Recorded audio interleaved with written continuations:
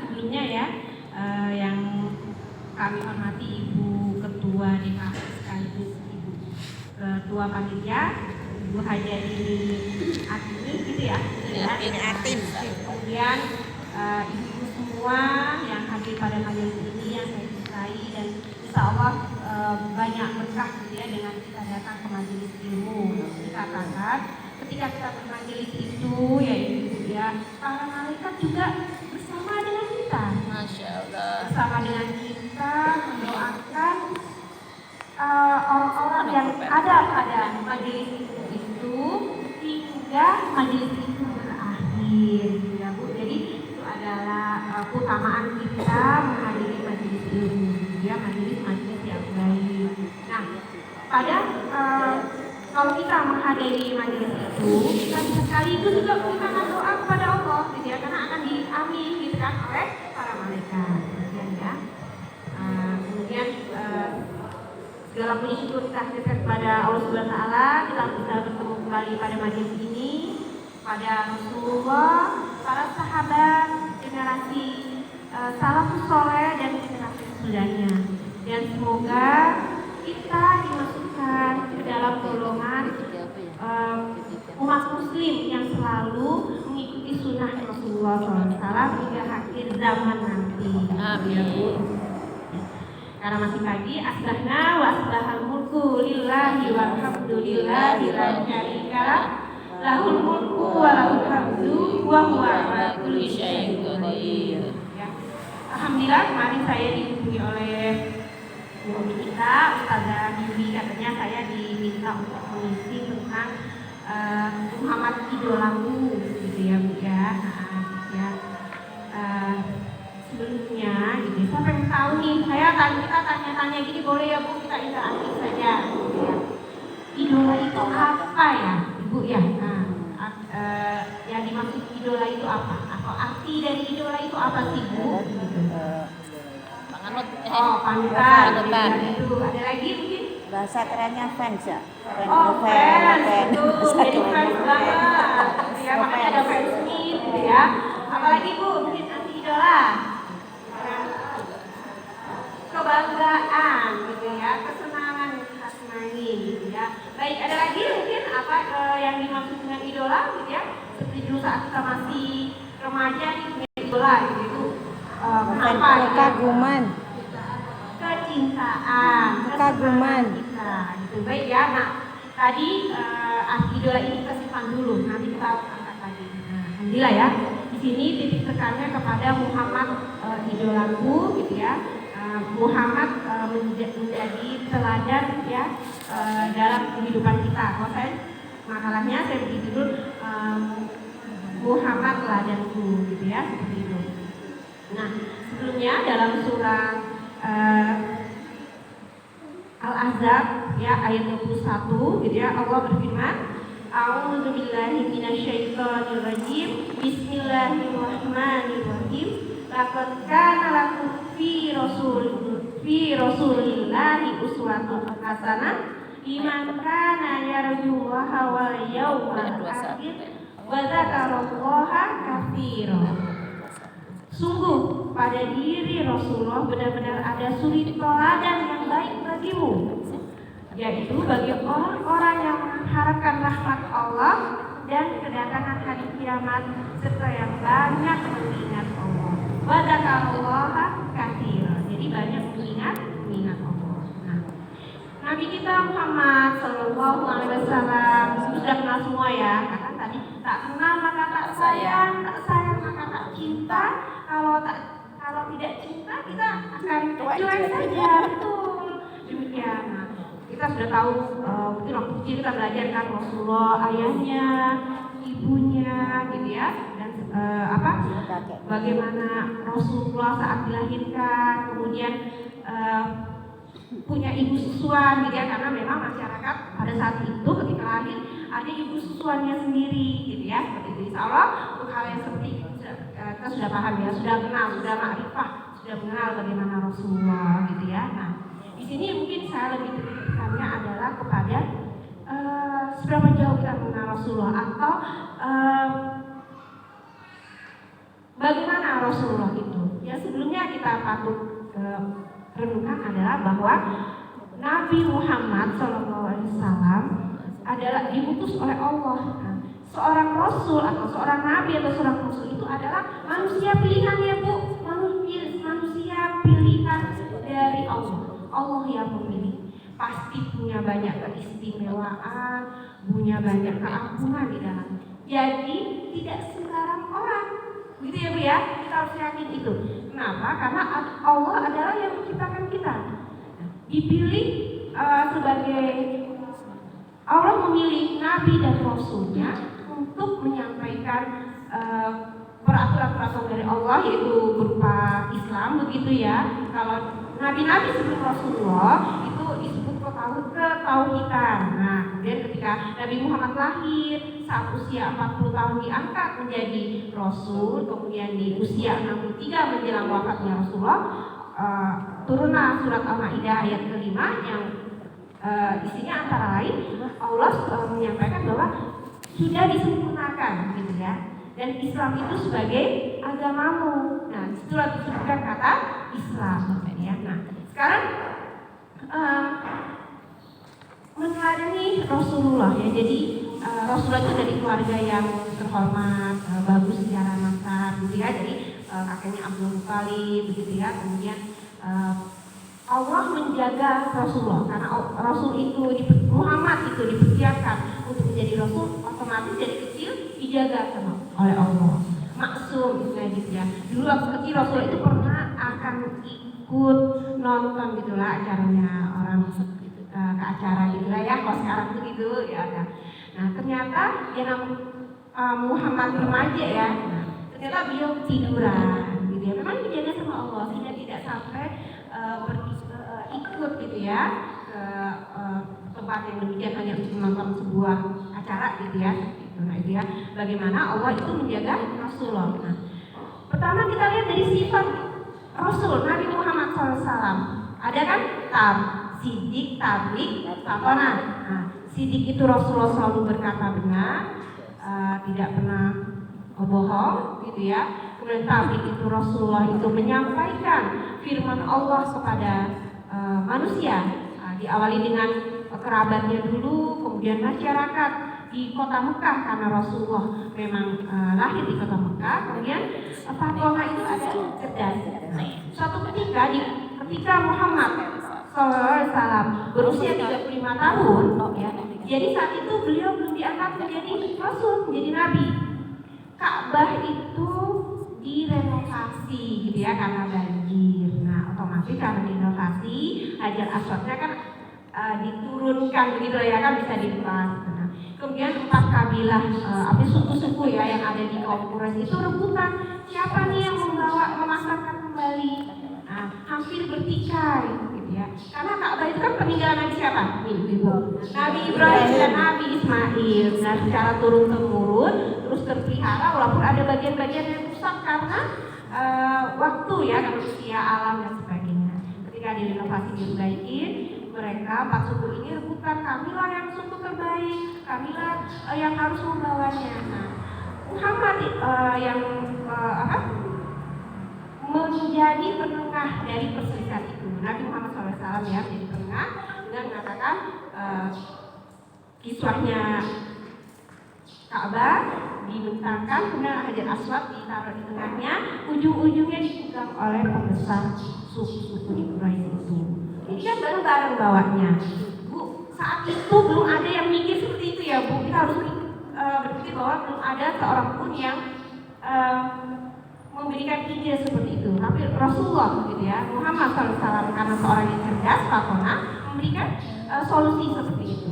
Ya, jadi kemudian Rasul juga dijuluki sebagai Siddiq Al-Amin gitu ya, karena selalu mengatakan hal yang benar, beliau tidak pernah bohong. Ya, pembesar Quraisy, mereka yang menolak Islam itu juga meyakini bahwa Rasulullah itu selalu berkata benar. Yang mereka tidak suka kepada Muhammad itu adalah apa Bu? Islam. Ya,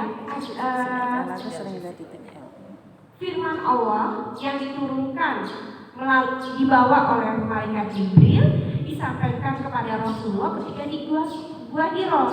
kemudian oleh Rasulullah disampaikan kepada masyarakat saat itu di Mekah, gitu ya, yang tidak disukai oleh orang Quraisy. Ya, Abu Jahal, Abu Lahab itu adalah ajaran Islam yang dibawa oleh Rasulullah, jadi bukan kepribadiannya. Mereka mengakui bahwa Rasulullah itu adalah orang yang baik, akhlaknya mulia. Ya, jadi salah satu karena di Rasulullah itu karena sifat-sifatnya yang terpuji, kalimat-kalimatnya, gitu ya, selalu kalimat yang baik. Gitu ya. Rasulullah pernah bercanda dengan seorang nenek-nenek. Gitu ya, candaannya itu jadi tidak berlebihan gitu Bu ya. Nah, kata Rasulullah berkata kepada nenek itu bahwa nanti di surga tidak ada nenek. Nangis dia. Iya betul, karena nenek ini berpikir bahwa wah, yang sudah nenek-nenek nggak bisa tidak masuk surga. Nah, betul sekali. Padahal maksudnya adalah ketika nanti Bu, insya Allah kita semua sama-sama gitu ya, dimudahkan dengan rahmat Allah. Amin. Usia kita itu sama semua, usia yang termuda, usia yang sedang bagus-bagusnya, gitu ya. Fisiknya itu sedang prima-primanya fisik kita. Jadi nggak ada yang anak-anak juga, bukan anak-anak sekali atau itu saja, ataupun tidak ada juga yang orang tua. Masya Allah ya. Gimana? Ibu mau masuk jannah semua kan? Nah, nanti kita harus mencintai Rasulullah. Salah satunya nanti adalah balasan yang diberikan kepada orang yang mencintai Rasulullah, gitu ya, adalah jannah, gitu ya. Kemudian kesadaran dan kelembutan. Jadi gini, saya di sini mungkin lebih banyak yang tentang sifat Rasulullah ini lebih kepada memisahkan tentang gimana Rasulullah ya, gitu ya. Kemudian suatu ketika ada seorang wanita dari Yahudi, sudah nenek-nenek dan buta pula. Dia setiap hari yang dikatakan adalah memarahi Rasulullah, kalau bahasa sekarang memaki-maki, gitu ya. Bukan yang saya ceritakan itu. Jadi bahwa Rasulullah itu ada orang gila, gitu ya, membawa ajaran yang berbeda dari nenek moyang. Nah, setiap hari pun dia menerima kayak Suapin. Iya, nasi itu bahkan disuapin. Nah, yang menjawab siapa? Rasulullah. Dia tidak tahu karena dia minta beli orang ini buta.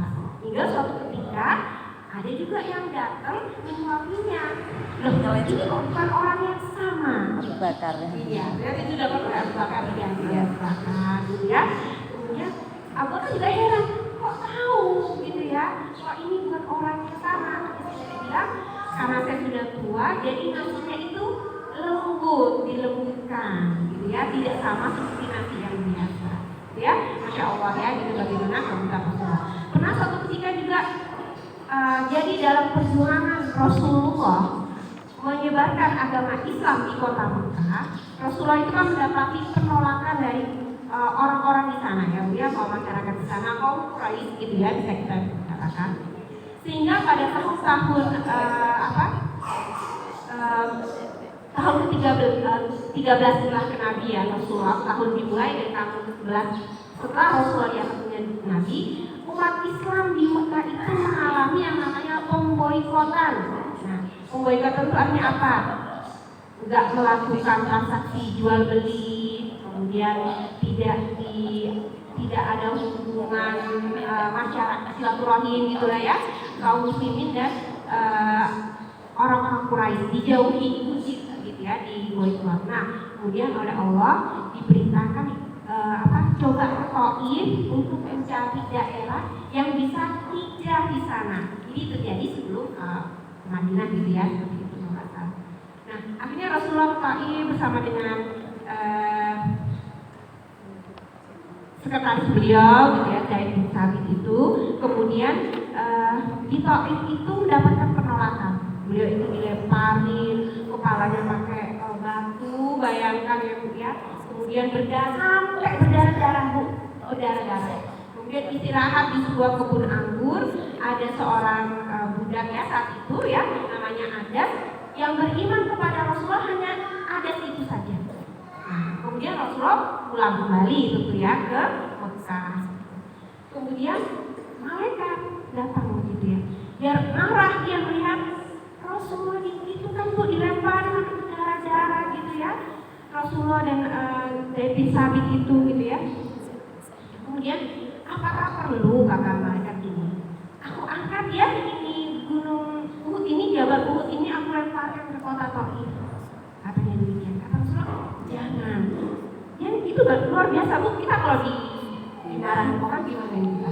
Kita kecipratan air hujan karena motor untuk aja kira-kira kita gimana gitu ya? Nah, bisa dibayar satu ya. Nah seperti itu.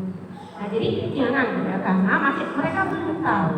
Nah, suatu saat mereka akan menjadi pendukung gitu ya. Kalau kan demikian. Nah itu bagaimana Rasul itu sahabat dan lembut gitu ya.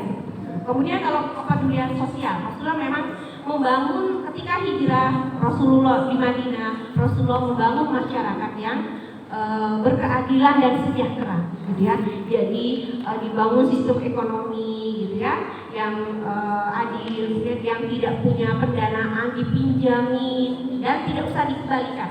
Jadi ada 3 suku yang hidup di kota Madinah, kaum Aus, Khazraj, dan suku Yahudi. Beberapa Yahudi juga ada beberapa suku. Nah, di antara suku Yahudi itu ada mereka yang mungkin tidak berkelebihan harta gitu ya Bu. Jadi kata Rasulullah, mereka yang membutuhkan akan kami pinjami dan tidak perlu dikembalikan. Nah, gitu ya. Syaratnya yaitu setia kepadaku, kata Rasulullah.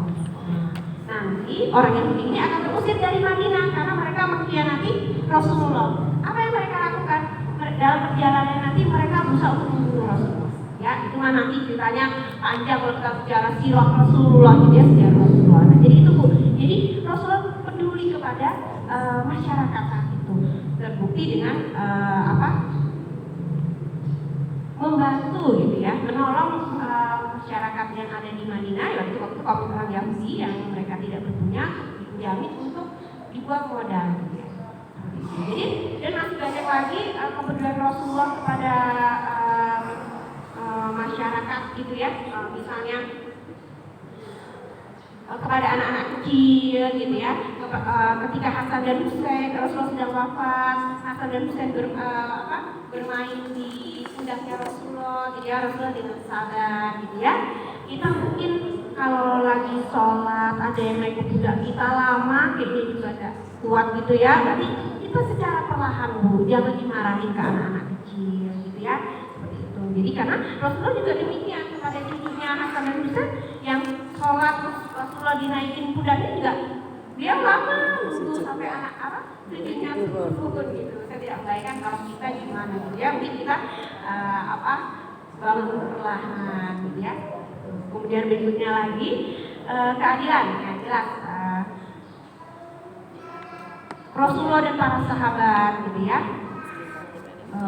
bersikap adil. Contohnya misalnya kan gini, Rasulullah bawa Islam, kemudian para sahabat juga belajar dari Rasulullah. Rasul sampaikan wahyu dari Allah kepada para sahabat. Dan kita lihat sikap sahabat itu juga sangat adil. Suatu ketika Ali bin Abi Thalib pada masa pemerintahan Umar bin Khattab itu digugat oleh seorang Yahudi karena baju perangnya. Katanya itu baju perang saya, kata orang Yahudi itu. Terus kata dia menghadirkan bukti-bukti.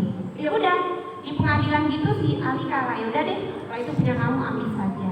Nah, orang Yahudi ini heran, kok baik banget gitu ya Bu ya, itu kok ngalah aja. Nah karena sebab inilah orang Yahudi menjadi masuk Islam gitu ya. Nah kemudian itu sebabnya Bu. Jadi kalau misalnya kita ketemu orang yang membutuhkan pertolongan gitu ya, dengan mudahnya juga kita menolong gitu ya, sekemampuan kita ya gitu ya, seperti itu.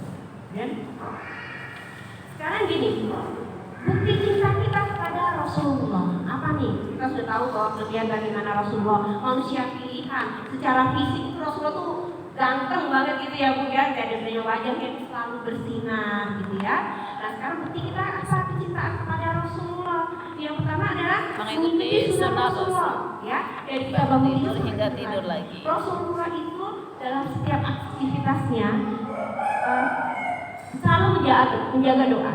Jadi gini, mengikuti Rasulullah sunnahnya dalam hal yang kecil sampai yang besar secara berproses Bu, ya proses perlahan-lahan, nggak perlu buru-buru dulu, maksudnya gini, langsung reaksioner gitu, nggak pelan-pelan. Dan tidak perlu hal yang baru, hal kecil yang selalu kita lakukan, yaitu apa misalnya dalam aktivitas keseharian kita selalu membaca doa. Semua ada doanya Bu. Semua, bangun tidur, mau tidur, makan, setelah makan, masuk kamar mandi, keluar kamar mandi. Kemudian bagaimana cara Rasulullah makan? Makan dengan tangan kanan, minum dengan tangan kanan sambil duduk. Kadang-kadang kita gimana Bu? Pak bakwanya pakai tangan kanan, cabenya tangan kiri. Ya. Nah, makan bakwan tahu isi, masuk mulut, cabenya pakai tangan kiri, gitu ya Bu. Nah, kadang-kadang kita lupa, ya. Jadi harus berpindah tangan dulu ke tangan kanan. Hal kecil Bu, sampai itu nanti yang istilahnya memberikan pengaruh besar pada stabilitas kita, pada keimanan kita, pada istiqomah kita, gitu ya Bu ya. Bahkan kalau ini ibu sudah ibu semua ya kan, sudah menikah gitu kan, tidak ada remaja. Bahkan ketika kita berhubungan suami istri, ada doanya. Nanti cari di Google ya, sekarang udah ada Google bisa tanya gitu ya. Supaya apa? Supaya jin nggak ikut-ikut. Masya Allah gitu ya. Supaya jin tidak ikut-ikut. Itu semua dicontohkan pada Rasulullah gitu ya. Kemudian bagaimana Rasulullah berterima ketika menerima makanan gitu ya. Kalau nggak enak, dia diam saja, nggak kedumel, ya. Orang suatu ketika ada orang yang petani, dan dia bisa dikatakan baru masuk Islam, dia panen anggur. Dia datang kepada Rasulullah, aku panen anggur, aku hanya memberikan anggur ini kepadamu saja, sahabat yang lain tidak. Dimakan oleh Rasulullah. Makan, gitu kan, Rasulullah diam aja. Dia sahabat bilang, Rasul, saya boleh minta enggak satu? Kalau aku kan pasti kalau gerombol ada satu. Tidak akan aku bagi. Teman yang lain bilang, dan anggur ini bagus sekali kata si yang memberi gitu ya. Makanya aku hanya kasih ke kamu aja. Teman sahabat yang lain, Rasulullah satu aja. Satu aja kan itu ada banyak, tidak. Kalian tidak akan aku bagi. Tahu nggak ini kenapa sebabnya? Ternyata anggur itu tidak manis, gitu. Setelah selesai orangnya pergi, ya Rasulullah, kenapa engkau tidak membagi itu kepada kami? Nah Rasulullah khawatir kalau dikasihkan kepada sahabat, terus sahabat ngomong gitu dong, apa manis apa? Tadi katanya manis, ternyata karena si pemberi ini kan bilang, aku hanya ngasih kepada Rasulullah, ya Rasulullah ini anggurnya bagus, mungkin belum dicicipin ya Bu, gitu ya. Nah Rasulullah makan sendiri, diam saja, nggak senang gitu ya. Ketika diminta tidak diberikan satu kepada para sahabat. Nah ini salah satu contoh bagaimana akhlak Rasulullah gitu ya Bu ya.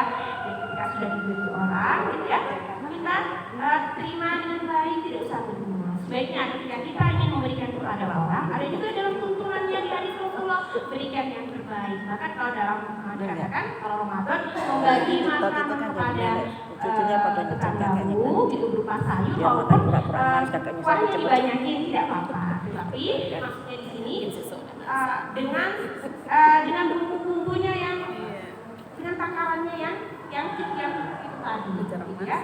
Jadi itu dia bagaimana mengikuti sunnah Rasul, dan masih banyak lagi sunnah yang lain. Bagaimana Rasulullah itu sholat sampai kakinya luka, diikuti para istri-istri beliau, begitu ya Bu ya. Nah kemudian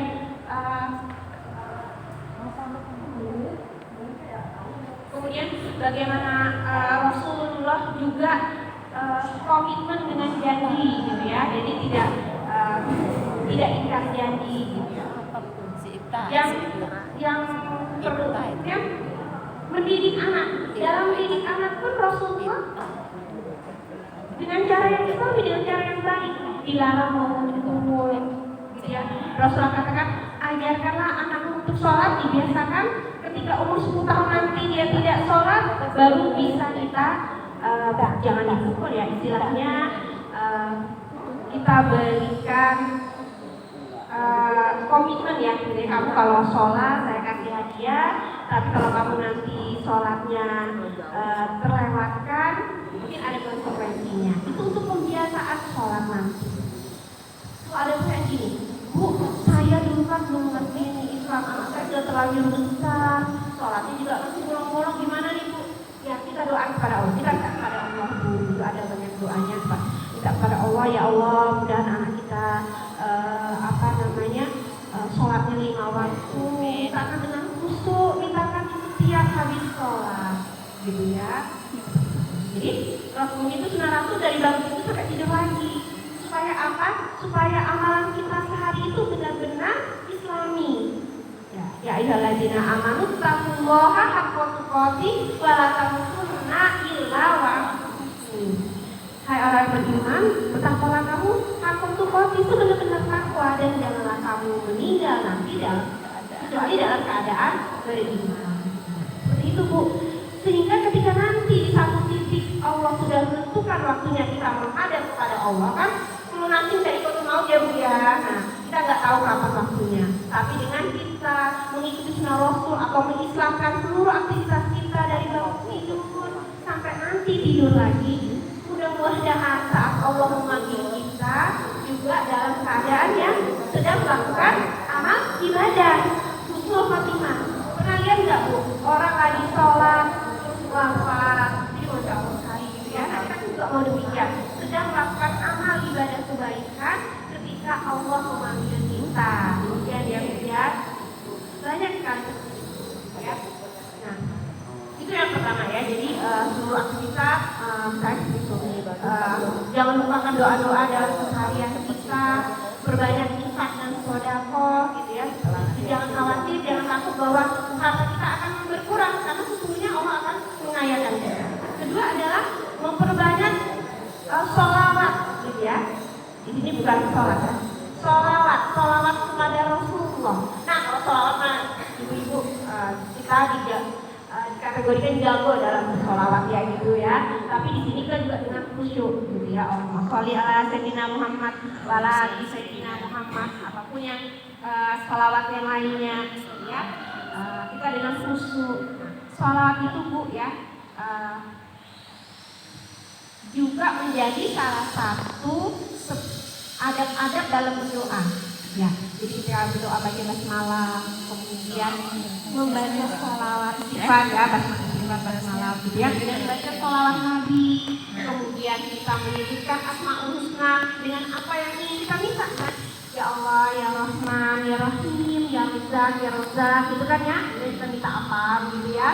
Nah, nanti ketika ditutup doa itu dengan sholawat Nabi juga ya, itu adalah adab-adabnya supaya sholat kita dijabah oleh Allah. Baru ditekan ya. Masukin coba. Jangan lupakan juga ya Allah, kabulkanlah doa kami ya, kalimat amin amin ya rabbal alamin. Amin di sini artinya ya Allah semoga Engkau mengabulkan doa kami. Aminnya tuh A-nya panjang, I-nya juga panjang.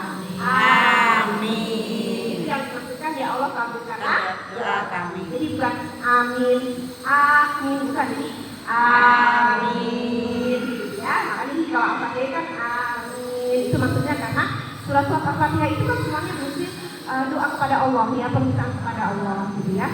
Jadi kita khusyuk dalam bersolawat. Tidak hanya jumlahnya kan, selawatnya katanya berapa kali ya kan, Allahumma sholli ala Muhammad, Allahumma sholli ala Muhammad, tapi kita khusyuk ya. Kemudian ketika disebutkan nama Muhammad kita menyambutnya dengan sholawatnya ya, atau kita menjawabnya juga dengan sholawatnya. Jadi itu salah bentuk dari kita mencintai Rasulullah. Kemudian yang ketiga, mencintai apa yang dicintai Rasulullah. Rasulullah sangat mencintai sholat gitu. Rasulullah sering puasa sunnah, kita juga puasa sunnah. Walaupun kalau ibu-ibu puasa, seorang istri puasa harus izin kepada istrinya. Kepada suami. Paling tidak memberitahu. Tadi yang bilang gini, Allah pasti diizinkan atau tidak, bukan? Kita sampaikan, kita beritahukan bahwa ayah itu, bapak, saya besok mau izin, mau puasa sunnah. Ya boleh ya, oh ya boleh. Karena kadang ada juga nggak diizinkan, kamu lagi sakit nih, gitu ya. Nggak usah saja. Karena kalau sakit nanti seluruh ibu, soalnya kalau sakit seluruh keluarga itu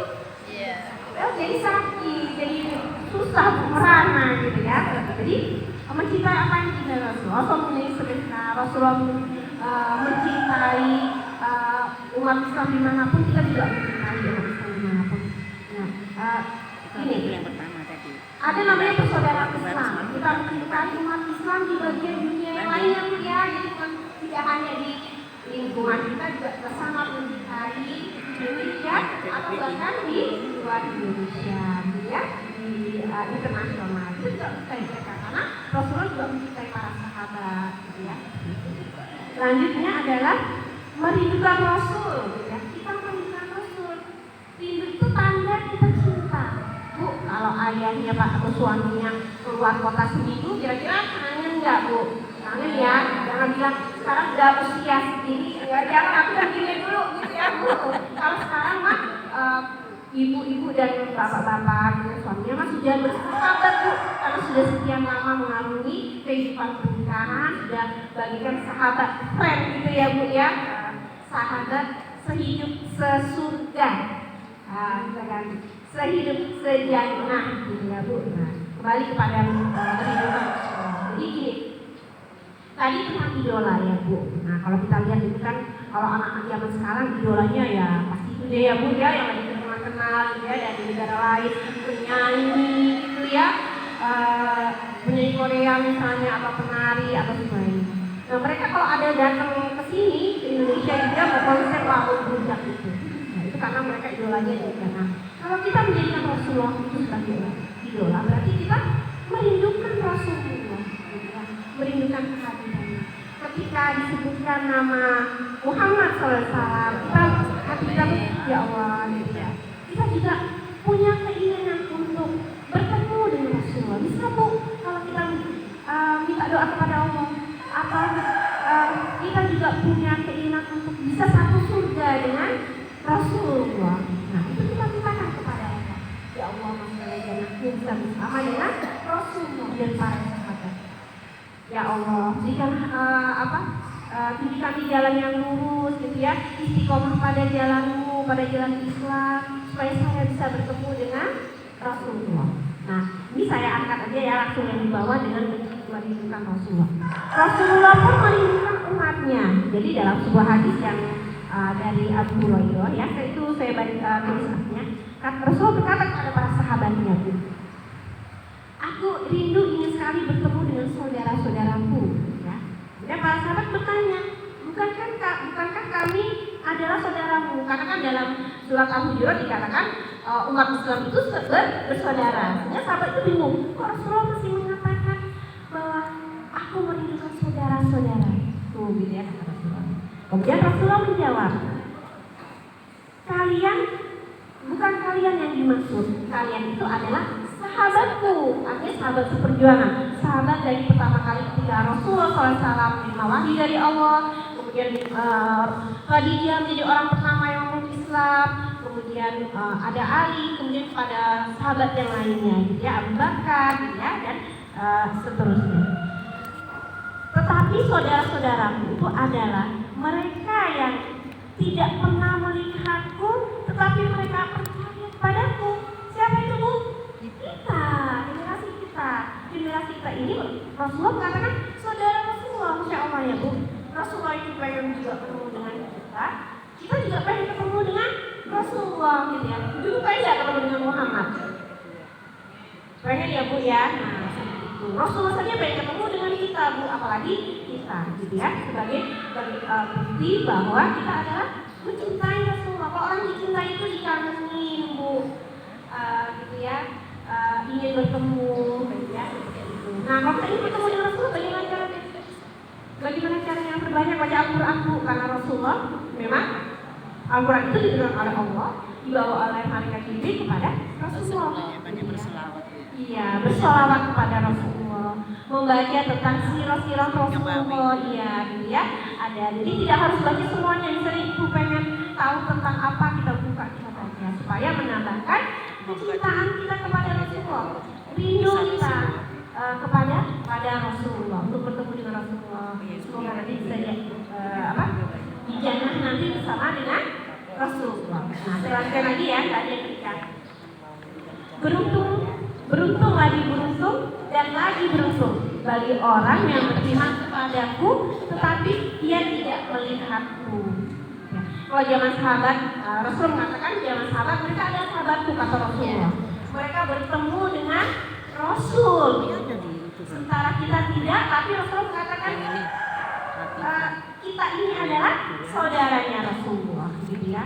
Dan Rasulullah mengatakan bahwa kita digolongkan dengan orang yang beruntung, gitu ya. Kita tidak pernah bertemu dengan Rasulullah, tapi kita beriman kepada Rasulullah. Bukti mencintai Rasulullah juga adalah membela Rasulullah, Bu. Jadi kalau Rasulullah dihina, gitu ya. Kalau orang-orang luar tahun di Indonesia, kalau ada penghinaan kepada Rasul pasti kena delik ya, dilaporkan ke polisi. Tapi kalau di luar Indonesia itu banyak sekali mereka yang melakukan penghinaan kepada Rasulullah. Bu, kalau jadi idola pernah nggak menghina idola? Nggak pernah kan ya kalau Sanjung. ya disanjung gitu kan. Rasulullah sebagai idola itu kita sanjung, jadi membela Rasulullah. Banyak gitu ya. Nah, bagaimana bentuk membela kita? Paling tidak dalam hati, nggak mungkin kita marah-marah ke orangnya gitu ya. Nah, paling tidak pembelaan kita dalam hati kita mengingkari ya Allah itu bahwa Rasulullah itu adalah orang yang terbaik gitu ya di antara kita.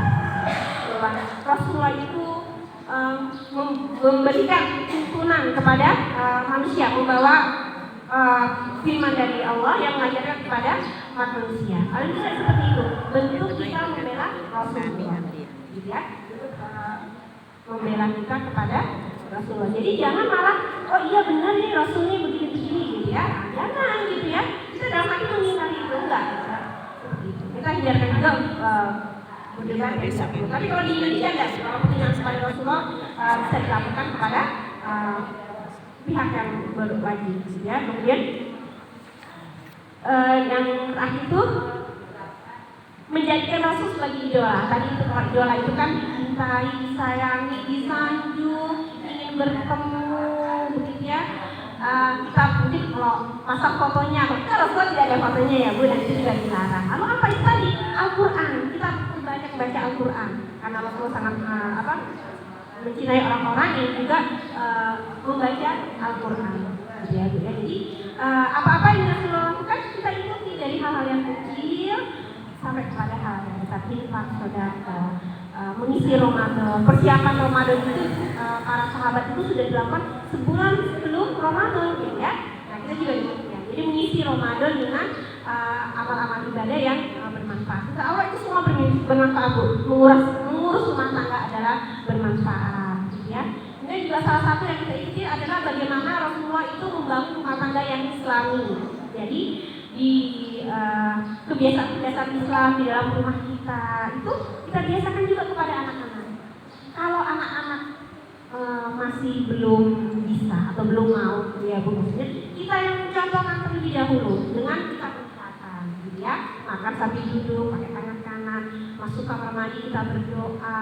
Kalimat-kalimat yang keluar adalah kalimat yang thayyibah, gitu ya, kalimat-kalimat yang baik, gitu ya. Kemudian memanfaatkan waktu, Bu, dengan sebaik-baiknya. Jadi ada dua hal yang menjadi cobaan kita, itu pertama waktu sehat dan waktu luang. Waktu sehat itu kadang-kadang sering kita lupakan saat sakit, dan begitu dengan waktu luang. Waktu luang itu waktu senggang. Sebaiknya untuk apa? Kita berbanyak aja untuk tilawah Quran, zikrullah, menuntut ilmu, membaca buku, nah, gitu ya. Atau yang datang ke majelis ilmu. Rasulullah dengan para sahabat juga sering menuntut ilmu. Jadi ketika para sahabat kalau ketemu salah satu dengan yang lainnya atau ketemu dengan Rasulullah itu selalu minta diisi, berikan aku nasihat. Nah, gitu ya. Berikan aku nasihat. Atau ketika Rasulullah bertemu dengan para sahabat yang lain, ditanyakan, kamu sudah baca Quran berapa nih hari ini? Gitu ya. Itu sering untuk mengetahui bagaimana para sahabat interaksinya dengan Al-Quran. Kemudian Rasulullah juga sering ngaji, Bu, sama teman-teman sahabat beliau, gitu ya. Ngaji, melingkar, gitu ya, menjelaskan tentang Islam, menjelaskan tentang kemasyarakatan, gitu ya. Kalau kita mencintai Rasulullah, kita menjadikan Rasulullah itu sebagai idola, itu juga kita lakukan. Banyak aja majelis ilmu, gitu ya, bukan lagi sebagai Rasulullah sebagai idola, gitu ya. Nah mungkin itu ya Bu, penjelasan singkatnya saja bagaimana akhlak Rasulullah. Dikatakan ketika Aisyah ditanyakan, ya Aisyah, jelaskan kepada kami bagaimana akhlak Rasulullah. Dikatakan akhlak Rasulullah itu bagaikan Al-Quran ini, Al-Quran. Jadi seolah Al-Quran yang berjalan, gitu ya.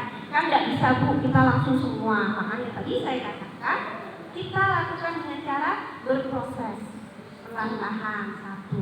Kita punya misalnya harus sih, wah saya itu kadang lupa ya mau baca doa kalau makan, terlupakan gitu aja. Nah kita mulai komitmen untuk mengislamkan kehidupan kita, misalkan Rasulullah banyak. Karena ini bulan Ramadan mungkin menjadi titik tolak untuk melakukan sebuah perbaikan, hingga meningkatkan ibadah, kita tingkatkan lagi tadarusannya, baca Qurannya, belajar Qurannya. Karena kita belajar baca Quran itu kan tidak berhenti Bu, mungkin masih ada yang kurangnya, ya kita terus belajar seperti itu, ya.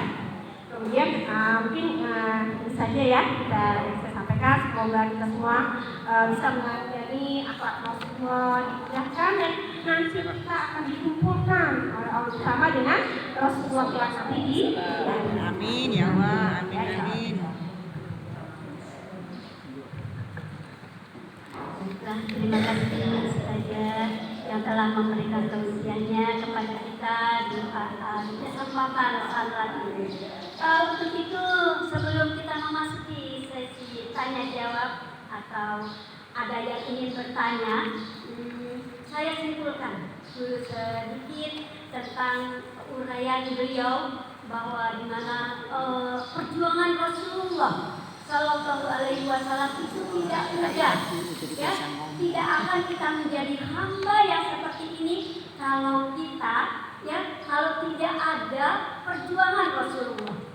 Alhamdulillah kita masih menjadi umatnya Rasulullah, ya. Kita menjadi orang-orang yang terpilih, menjadi hamba-hamba Allah yang mempunyai idola seperti Rasulullah, di mana kita mempunyai teladan yang sangat mulia. Tidak ada manusia semulia Rasulullah. Nah, untuk itu apa-apa yang memang disunahkan oleh Rasulullah sebisa mungkin kita jalankan.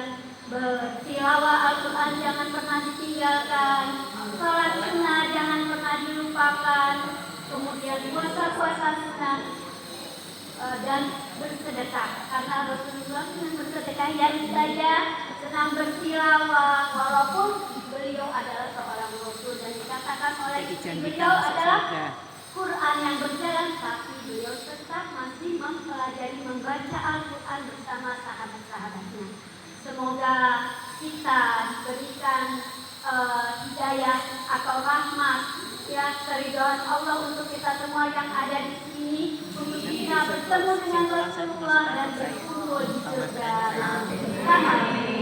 Amin amin ya rabbal alamin. Ya, saya akan berdiri, maaf.